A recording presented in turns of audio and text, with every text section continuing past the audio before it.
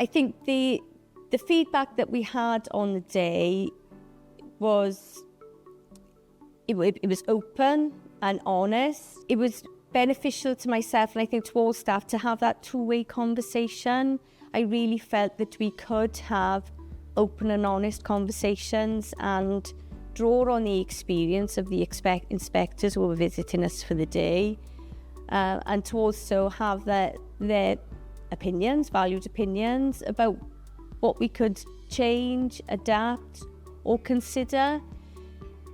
So it really has helped us know for lots of things. It's given us confidence, but it's also made us think, well, there are things that we need to change and develop further, which I suppose for any school, we all want what's best for our children, and having that constructive feedback that was delivered in a positive developmental way has really helped us to further develop our plans, but also I think given us confidence that we are all working together.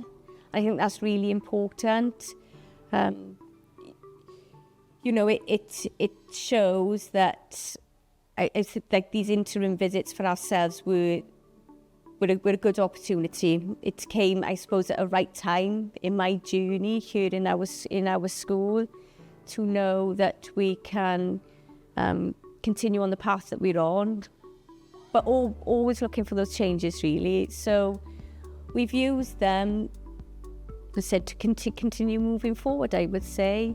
But I think it was having the opportunity to have those good conversations, challenging conversations that make you think, and that's always good. At the time, sometimes they're a little bit uncomfortable, when you first hear, but it was good to have those conversations and to make you think about what you can do next. But again, I think the key part of it is to also celebrate what we are doing, and that's crucially important for everybody who was part of our school.